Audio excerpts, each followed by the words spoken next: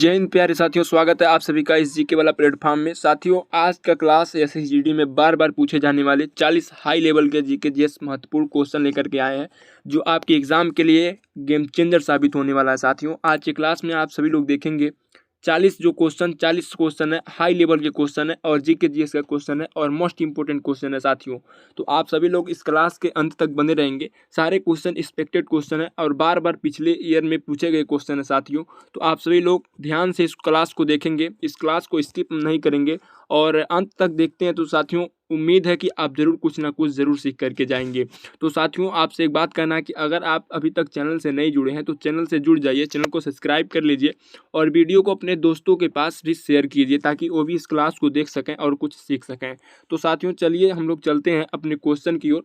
Question को जो है साथियों हम अच्छी तरीके से देखेंगे और नोट डाउन करेंगे अपनी नोटबुक में, ठीक है। तो चलिए हम लोग क्वेश्चन को स्टार्ट करते हैं। साथियों, क्वेश्चन नंबर 1 जो रहेगा हमारा यहाँ पे स्क्रीन पे, और मोस्ट इंपोर्टेंट टाइप का क्वेश्चन है और इम्पोर्टेंट क्वेश्चन है और एग्जाम में पूछा गया क्वेश्चन है, ठीक है। एग्जाम ओरिएंटेड क्वेश्चन है। तो साथियों, क्वेश्चन नंबर 1 जो है आपका, वो कह रहा है फादर ऑफ इंडियन कॉन्स्टिट्यूशन किसे कहा जाता है। तो आपका राइट आंसर क्या होना चाहिए। साथियों, आपके सामने यहाँ पे ऑप्शन भी दिख रहे हैं, तो आपका राइट आंसर क्या होगा। फादर ऑफ इंडियन कॉन्स्टिट्यूशन किसे कहा जाता है, तो डॉक्टर भीम आर अम्बेडकर। किसे? BR अम्बेडकर, यानी कि डॉक्टर भीमराव अम्बेडकर को। किसको साथियों? डॉक्टर भीमराव अम्बेडकर को। तो उम्मीद करते हैं कि ये क्वेश्चन आपको समझ में आया होगा। ऐसे ही सारे क्वेश्चन जो है साथियों मोस्ट इंपोर्टेंट टाइप के क्वेश्चन है, एग्जाम ओरिएंटेड क्वेश्चन है, ठीक है। तो आप लोग अंत तक बने रहिएगा, सारे क्वेश्चन इंपॉर्टेंट है और एग्जाम में पूछे गए क्वेश्चन है, ठीक है। अगला क्वेश्चन जो यहाँ पे रहेगा, क्वेश्चन नंबर आपका जो है साथियों यहाँ पे 2, भारत का राष्ट्रीय राजमार्ग NH-44 किन शहरों को जोड़ता है। किन दो शहरों को जो है जोड़ता है, कौन सा? NH-44, यानी कि NH का फुल फॉर्म क्या होता है? नेशनल हाईवे, जिसे हिंदी में हम क्या कहते हैं? राष्ट्रीय राजमार्ग कहते हैं, ठीक है साथियों। तो जो NH-44 है, किन दो शहरों को जोड़ता है, तो जम्मू और कन्याकुमारी, जम्मू कश्मीर और कन्याकुमारी की जो है ये NH-44 जोड़ता है, ठीक है। तो ये भी इंपॉर्टेंट क्वेश्चन है एग्जाम की दृष्टि से, तो इसको भी आप लोग क्या करेंगे, अच्छी तरीके से याद रखेंगे, अपनी कॉपी में नोटबुक में जो है नोट करते रहेंगे, ठीक है। अगले क्वेश्चन की ओर चलेंगे हम लोग। यहाँ पे क्वेश्चन नंबर जो है आपका, क्वेश्चन नंबर 3। क्वेश्चन नंबर 3 है, विटामिन सी की कमी से कौन सी बीमारी होती है। तो विटामिन सी की कमी से कौन सी बीमारी होती है साथियों, बताइएगा। विटामिन सी की कमी से जो है ऑप्शन नंबर बी में दिख रहा है साथियों, क्या होता है? स्कर्वी होता है। क्या होता है? विटामिन सी की कमी से स्कर्वी होता है। और यहाँ पे देखेंगे बेरी बेरी जो रोग है साथियों, ये विटामिन बी की कमी से होता है। किसकी कमी से होता है? विटामिन बी की कमी से बेरी बेरी रोग होता है। तो ये भी क्वेश्चन आपके लिए इंपॉर्टेंट है, अच्छी तरीके से क्वेश्चन को समझिएगा, ठीक है। रिकेट्स यहाँ पे दिखाई दे रहा है आपको, तो रिकेट्स जो है साथियों विटामिन डी की कमी से जो है होता है। किसके कमी से होता है रिकेट्स? तो विटामिन डी की कमी से। और स्कर्वी जो है विटामिन सी की कमी से होता है और बेरी बेरी जो है साथियों यहाँ पे विटामिन बी की कमी से होता है, ठीक है। तो तीनों क्वेश्चन जो है यहाँ पे 3 क्वेश्चन बने, तीनों क्वेश्चन को आप अच्छी तरीके से याद रखेंगे, ठीक है। सारे क्वेश्चन का आप निचोड़ समझते रहिए और जितने भी क्वेश्चन है इंपॉर्टेंट क्वेश्चन है, ठीक है। ये भी क्वेश्चन एग्जाम में पूछा जा चुका है। अगला क्वेश्चन यहाँ पे देखेंगे आपका जो है क्वेश्चन नंबर 4। क्वेश्चन नंबर 4 है, जलवायु परिवर्तन का मुख्य गैस कौन सा है। जलवायु परिवर्तन का मुख्य गैस कौन सा है। तो आपका राइट आंसर क्या होना चाहिए? Option number C, carbon dioxide. क्या हो जाएगा? Carbon dioxide. Option number C आपका राइट आंसर हो जाएगा साथियों। अगले क्वेश्चन की ओर हम लोग बढ़ेंगे। क्वेश्चन ज़्यादा इसलिए स्पीड में थोड़ा चलना पड़ेगा, ठीक है। तो क्वेश्चन नंबर आपका 5 है, चांद पर जाने वाला पहला व्यक्ति कौन था। चांद पर जाने वाला साथियों, यहाँ पे थोड़ा सा क्वेश्चन में ध्यान देने वाली बात है।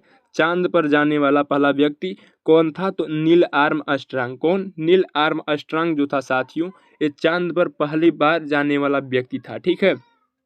तो याद रखिएगा इस क्वेश्चन को भी। अगले क्वेश्चन की ओर हम लोग बढ़ेंगे। यहाँ पे अगला क्वेश्चन, संविधान में रिक्यूलर शब्द कब जोड़ा गया था। संविधान में साथियों रिक्यूलर शब्द कब जोड़ा गया था? बहुत इंपॉर्टेंट क्वेश्चन है, आप सभी लोग इस क्वेश्चन का राइट आंसर बताएंगे साथियों। कौन सा होगा राइट आंसर आपका कि संविधान में रिक्यूलर शब्द कब जोड़ा गया था? तो इस क्वेश्चन का राइट आंसर क्या होगा? तो आपका राइट आंसर क्या होगा साथियों? आपका राइट आंसर जो होगा वो आपका ऑप्शन नंबर सी हो जाएगा। क्या हो जाएगा? ऑप्शन नंबर यहाँ पे क्या हो जाएगा? ऑप्शन नंबर सी, 1965 में। कब 1965 में जो है रिक्यूलर शब्द जो है साथियों संविधान में जोड़ा गया। अगले क्वेश्चन की ओर बढ़ेंगे यहाँ पे। अगला क्वेश्चन है साथियों यहाँ पे, पंचवर्षीय योजना कौन बनाता है? तो पंचवर्षीय योजना जो बनाता है साथियों वो नीति आयोग या योजना आयोग होता है। ठीक है, नीति आयोग या योजना आयोग होता है। ठीक है साथियों, अगले क्वेश्चन की ओर बढ़ेंगे। और अभी तक चैनल से नहीं जुड़े हैं तो आपसे रिक्वेस्ट है साथियों कि अभी तक चैनल से नहीं जुड़े तो प्लीज़ आप चैनल को सब्सक्राइब कर लें, चैनल से जुड़ जाएं। डेली लाइव क्लास कराया जाता है 4 बजे से 5 बजे तक। ठीक है, और डेली जीके जीएस का क्लास भी अपलोड किया जाता है। तो अगर आप जीके जीएस की रीजनिंग में सारे क्वेश्चन की तैयारी करना चाहते हैं, सारे सब्जेक्ट की तैयारी करना चाहते हैं तो हमारे इस जीके वाला प्लेटफॉर्म से जुड़िए और ज़बरदस्त तैयारी कीजिए साथियों। ठीक है, तो उम्मीद करते हैं कि आप हमारे चैनल से ज़रूर जुड़ेंगे। तो क्वेश्चन नंबर आपका 8 है साथियों, परमाणु संख्या 1 वाले तत्व का नाम। यानी कि जो पीरियोडिक टेबल होता है साथियों, क्या होता है, पीरियोडिक टेबल में होता है तो जो पहला तत्व होता है परमाणु क्रमांक 1 होता है जिसका, वो तत्व कौन सा है? तो हाइड्रोजन। किससे स्टार्ट होता है? हाइड्रोजन, हीलियम, लिथियम होता है ना पीरियोडिक टेबल। तो सबसे पहला तत्व कौन सा पड़ता है? तो हाइड्रोजन पड़ता है। तो हाइड्रोजन जो है इस क्वेश्चन का क्या हो जाएगा? राइट आंसर हो जाएगा। अगला क्वेश्चन देखेंगे यहाँ पे। क्वेश्चन नंबर आपका क्या है? क्वेश्चन नंबर 9 है। क्वेश्चन नंबर 9 जो है साथियों आपका, भारत में चुनाव करवाने वाली संस्था, यानी कि भारत में जो इलेक्शन होता है साथियों, इलेक्शन जो होता है वो कौन सा संस्था कराती है?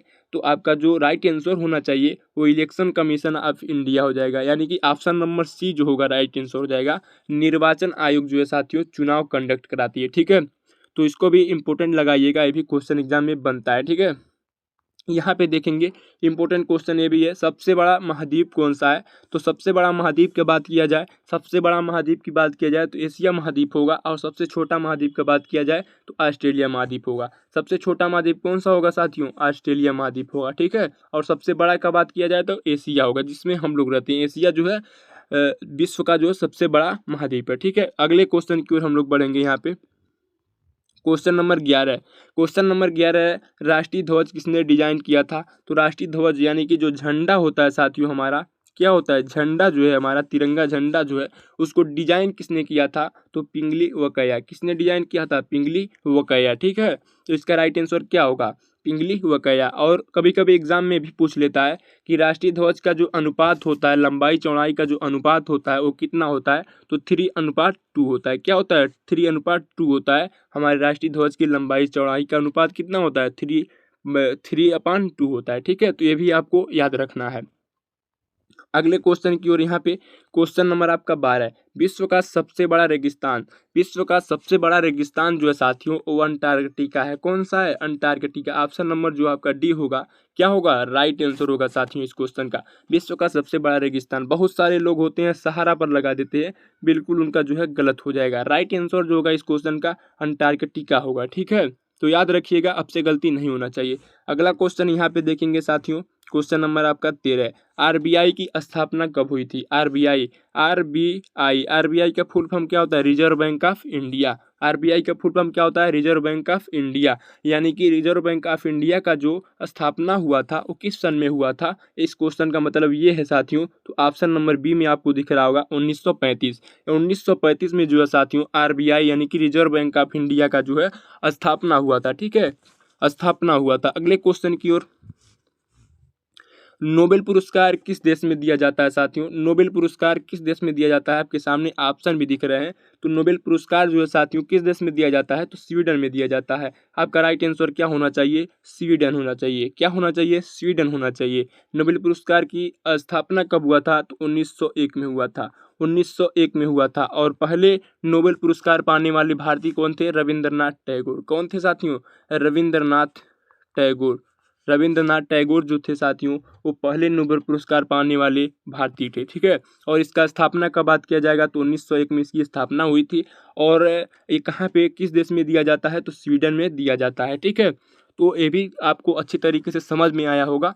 और हमसे कहीं भी किसी भी प्रकार की कोई दिक्कत होगी तो हम उसके लिए क्षमा चाहते हैं साथियों, क्योंकि गलती इंसान से ही होता है। ठीक है, तो उसके लिए आप लोग क्षमा कीजिएगा। आप जो भी हम आपको बता रहे हैं अच्छी तरीके से समझने की कोशिश कीजिएगा। ठीक है, हम आपको समझाने के लिए पूरा जो है क्षमता लगा रहे हैं। ठीक है, अगले क्वेश्चन की ओर बढ़ेंगे यहाँ पे। यहाँ पे क्वेश्चन नंबर 15 जो है आपका इम्पोर्टेंट है। मानव शरीर में सबसे बड़ा अंग, मानव शरीर में सबसे बड़ा अंग का बात किया जाएगा साथियों तो स्किन यानी कि त्वचा हो जाएगा। क्या हो जाएगा? अंग की बात किया जाएगा तो स्किन यानी कि त्वचा हो जाएगा। और कभी कभी ग्रंथि पूछ लेता है कि मानव शरीर की सबसे बड़ी ग्रंथि बताइए, तो ग्रंथि जो होती है साथियों वो आपका क्या होता है? किडनी होता है, यानी कि यकृत दे देता है। क्या दे देता है? यकृत। तो ग्रंथ की बात किया जाएगा तो यकृत होगा, और अंग का बात किया जाएगा तो त्वचा होगा। ठीक है, यहाँ क्या करना है? समझने की ज़रूरत है। थोड़ा सा आप समझ जाएंगे तो क्वेश्चन को आराम से जो है आप आंसर बता सकते हैं। ठीक है, तो अंग का बात किया जाएगा तो क्या बताएंगे? त्वचा। और ग्रंथ की बात किया जाएगा तो यकृत बताएंगे। ठीक है, तो क्वेश्चन को समझ लीजिएगा। अगले क्वेश्चन की ओर हम लोग बढ़ेंगे। यहाँ पे सबसे बड़ा ग्रह कौन सा है? सबसे बड़ा ग्रह जो होता है साथियों क्या होता है? बृहस्पति होता है। क्या होता है? बृहस्पति होता है। बृहस्पति जो है साथियों सबसे बड़ा ग्रह होता है, और सबसे छोटा ग्रह जो होता है आपका बुध होता है। क्या होता है? बुध होता है। ठीक है, तो सबसे छोटा ग्रह बुध होगा और सबसे बड़ा ग्रह क्या होगा? बृहस्पति होगा। ऑप्शन में देखिए कहीं पे बृहस्पति, हाँ देखिए यहाँ पे बृहस्पति लिखा गया है, तो सबसे बड़ा ग्रह बृहस्पति और सबसे छोटा ग्रह बुध हो जाएगा। तो इस तरह से इस क्वेश्चन को आप समझ गए होंगे। अगले क्वेश्चन की ओर हम लोग बढ़ेंगे साथियों। ठीक है, यहाँ पे देखिए मोस्ट इंपोर्टेंट क्वेश्चन ये भी है, सत्यमेव जयते कहाँ से लिया गया है? सत्यमेव जयते जो सत्यमेव जयते है वो कहाँ से लिया गया है? तो हमारा मुंड उपनिषद से लिया गया है सत्यमेव जयते। ठीक है, तो इस क्वेश्चन का राइट आंसर आपका ऑप्शन नंबर क्या होगा? ऑप्शन नंबर डी आपका राइट आंसर हो जाएगा। अगले क्वेश्चन की ओर बढ़ेंगे। यहाँ पे देखेंगे अगला क्वेश्चन, भारत का पहला उपराष्ट्रपति, तो भारत का पहला उपराष्ट्रपति डॉक्टर सर्वपल्ली राधाकृष्णन थे। कौन थे साथियों? डॉक्टर सर्वपल्ली राधाकृष्णन थे।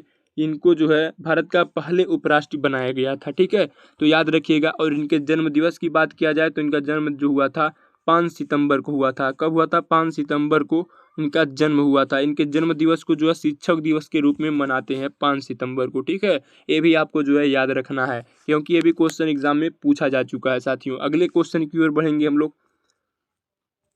यहाँ पे देखेंगे प्लासी का युद्ध, पलासी का युद्ध कब हुआ था? पलासी का युद्ध कब हुआ था साथियों? आप सभी लोग बताइए।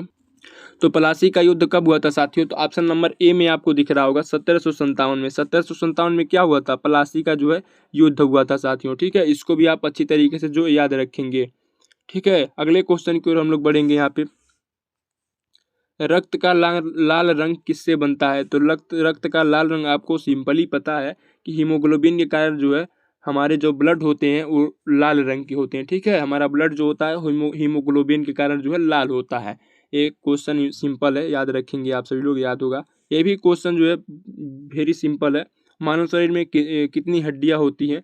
तो ये क्वेश्चन आप सभी लोगों के लिए रख रहे हैं। आप सभी लोग जो भी हमारे साथी, जो भी हमारे मित्रगण जो है इस क्लास को देख रहे होंगे, तो उम्मीद करते हैं कि आप ज़रूर इस क्वेश्चन का राइट आंसर आप बताएंगे। और इस क्वेश्चन का राइट आंसर इस तरह से बताएंगे, 21 का जो है जो ऑप्शन होगा उसको यहाँ पे जो है भर देंगे। ठीक है, 21 का ऐसे करके जो आप लोग कमेंट बॉक्स में बताएंगे। उम्मीद करते हैं आप ज़रूर इस क्वेश्चन का राइट आंसर कमेंट बॉक्स में बताएंगे। सिंपल क्वेश्चन है, आसान क्वेश्चन है और आपसे संबंधित क्वेश्चन है। इस क्वेश्चन को आप बता सकते हैं। ठीक है, अगले क्वेश्चन की ओर बढ़ेंगे हम लोग। यहाँ पे क्वेश्चन नंबर आपका 22, बैंकिंग पर नियंत्रण कौन करता है? बैंकिंग पर नियंत्रण कौन करता है? तो बैंकिंग पर नियंत्रण आपका आरबीआई, यानी कि बैंकिंग पर कंट्रोल कौन करता है?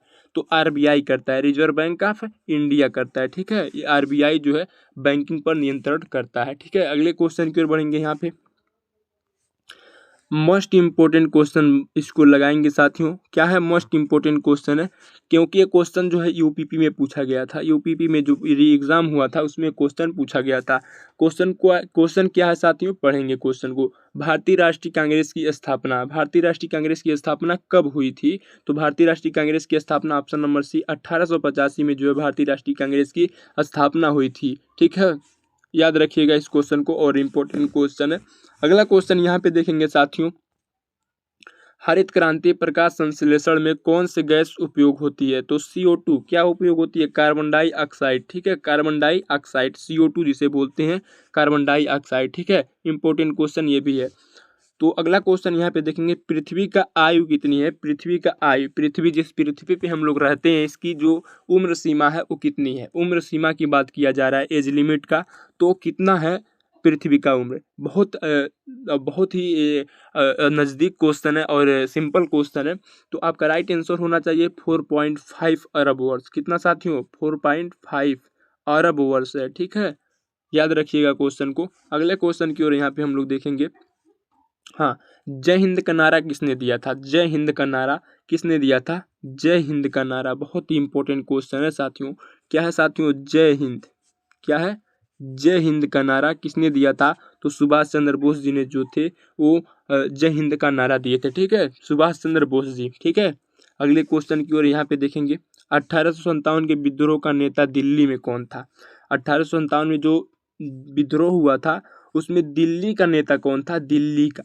दिल्ली, भारत की राजधानी कहाँ पे है? दिल्ली। तो दिल्ली जो है साथियों, वहाँ पे जो राजा था वो कौन था? तो नेता कौन था? तो Bahadur Shah Zafar. Bahadur Shah Zafar. Option number C आपका राइट आंसर हो जाएगा। इंटरनेट का जनक किसे कहा जाता है?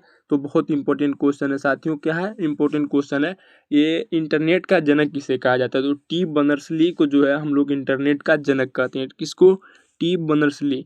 ठीक है, अगले क्वेश्चन की ओर हम लोग बढ़ेंगे। यहाँ पे अगला क्वेश्चन जो है मोस्ट इंपोर्टेंट का क्वेश्चन है ये भी। 29, डीएनए की खोज किसने की थी? डीएनए की, डीऑक्सीराइबो न्यूक्लिक एसिड। इसका फुल फॉर्म क्या होता है? डीऑक्सीराइबो न्यूक्लिक एसिड होता है। इसका जो खोज किए थे वाटसन और क्रिक, दो वैज्ञानिक मिलकर के डीएनए की खोज किए थे। वाटसन और क्रिक ने। किसने किसने साथियों? वाटसन और क्रिक ने डीएनए की खोज किए थे। तो उम्मीद करते हैं साथियों ये भी क्वेश्चन आपको समझ में आया होगा और उम्मीद करते हैं आप हमारे चैनल से जुड़ गए होंगे। और प्लीज़ आप हमारे चैनल से नहीं जुड़े हैं तो प्लीज़ आप हमारे चैनल को सब्सक्राइब कर लें, हमारे चैनल से जुड़ जाएं और डेली जो है आप हमारे क्लास को देखें। उम्मीद करते हैं कि आप ज़रूर एग्ज़ाम क्रैक करेंगे। ठीक है, तो आप हमारे चैनल को सब्सक्राइब कर लें, चैनल से जुड़ जाएं। आपका कर्तव्य बनता है साथियों कि चैनल से जुड़ना है। ठीक है, अगले क्वेश्चन की ओर हम लोग बढ़ेंगे। यहाँ पे क्वेश्चन नंबर 30, भारतीय सेना दिवस कब मनाया जाता है? यानी कि इंडियन आर्मी। क्या होता है? Indian army. भारतीय सेना दिवस कब मनाया जाता है? तो 15 जनवरी को जो है साथियों इंडियन आर्मी दिवस जो है मनाया जाता है। ठीक है, अगले क्वेश्चन की ओर बढ़ेंगे साथियों। दिवस से संबंधित बहुत सारे क्वेश्चन एग्जाम में पूछे जाते हैं, तो दिवस जितने भी होते हैं सारे को आपको याद करना है। ठीक है, सारा जितने भी क्वेश्चन है दिवस वाले सारे को आप क्या करना है? रिवाइज करना है। यहाँ पे क्वेश्चन नंबर 31 है, भारतीय रिजर्व बैंक का राष्ट्रीयकरण कब हुआ? राष्ट्रीयकरण की बात किया जाएगा तो 1949 का। आरबीआई अभी हम आपको बताए हैं कि आरबीआई का फुल फॉर्म क्या होता है? भारतीय reserve bank, reserve bank of India. तो आरबीआई का स्थापना जो हुआ था 1935 में हुआ था और इसका जो राष्ट्रीयकरण हुआ था 1949 में हुआ था। ठीक है, तो आपको दोनों को याद रखना है क्योंकि दोनों एग्जाम में क्वेश्चन पूछे जाते हैं। ठीक है, दोनों जो है एग्जाम में पूछे जाते हैं क्वेश्चन। अगला क्वेश्चन यहाँ पे क्वेश्चन नंबर आपका 32। क्वेश्चन नंबर 32 से साथियों, दांत बनाने वाला पदार्थ कौन सा है? तो दांत, जो नकली दांत बनाया जाता है, कौन सा? नकली दांत जो बनाए जाते हैं वो किसके बनाए जाते हैं? तो किसके बनाए जाते हैं साथियों? डेंटिन के। तो डेंटिन के जो है साथियों नकली दांत यानी कि दांत बनाने वाला पदार्थ कौन सा है? डेंटिन है। आपका right answer option number B होना चाहिए। ठीक है, यहाँ पे अगला क्वेश्चन जो है आपका राइट आंसर ये भी बताइए। क्वेश्चन नंबर आपका 33 है, लाल रक्त कणिकाओं का निर्माण कहाँ होता है? लाल रक्त कणिका यानी कि इसको कभी कभी एग्जाम में ऐसे दे देता है आरबीसी, रेड ब्लड कैप्सूल्स। क्या देता है? Red blood capsule. लाल रक्त कणिकाओं का निर्माण कहाँ होता है साथियों? तो अस्थि मज्जा में होता है। कहाँ पे होता है? अस्थि मज्जा में होता है। बोन मैरो जिसे कहते हैं। क्या कहते हैं? बोन मैरो में जो है साथियों आरबीसी का निर्माण होता है। अस्थि मज्जा में लाल रक्त कणिकाओं का निर्माण होता है, ऐसे बोलेंगे। ठीक है, तो आप सभी लोग समझ गए होंगे क्वेश्चन को। अगला क्वेश्चन यहाँ पे देखेंगे। अगला क्वेश्चन जो है आपका, भारतीय ओलंपिक संघ के संस्थापक कौन थे? भारतीय ओलंपिक संघ के यानी कि इसको अगर इंग्लिश में बोला जाए तो आईओए। क्या बोलते हैं? आईओए। तो इसकी संस्थापक जो थे साथियों वो कौन थे?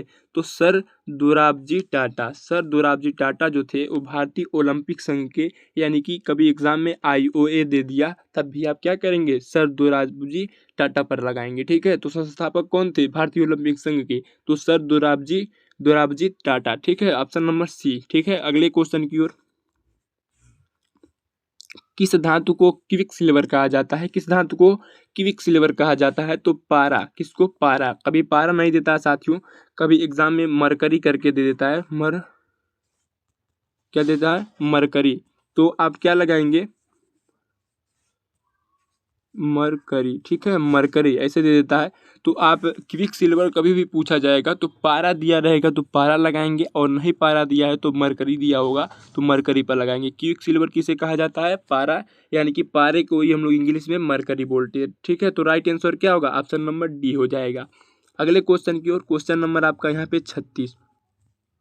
सूर्य का प्रकाश पृथ्वी तक पहुंचने में कितना समय लेता है? सिंपल क्वेश्चन है, 8 मिनट 20 सेकेंड। कितने समय में?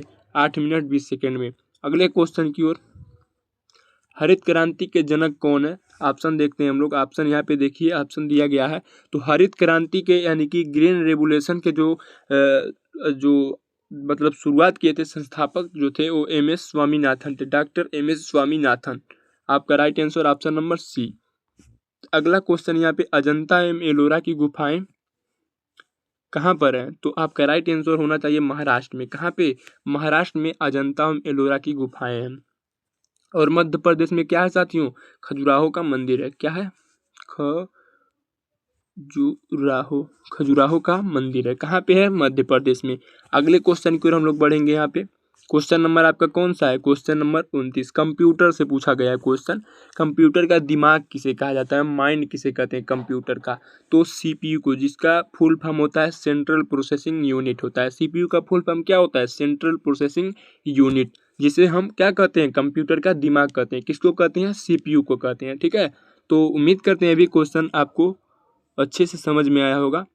अगला क्वेश्चन और लास्ट क्वेश्चन है, और फिर से आपसे एक बार रिक्वेस्ट करना चाहते हैं साथियों, अभी तक चैनल से नहीं जुड़े तो प्लीज़ हमारी इस मेहनत को देखते हुए आप हमारे चैनल से ज़रूर जुड़िएगा। और सारे क्वेश्चन जो थे इम्पोर्टेंट थे। अब सारे क्वेश्चन से आपको जो है याद रखना है और नोट करना है। नहीं नोट कर पा रहे हैं तो हमारे व्हाट्सएप चैनल या टेलीग्राम चैनल से जुड़ सकते हैं साथियों, जिसका लिंक हम इस वीडियो के डिस्क्रिप्शन में रखे हुए हैं।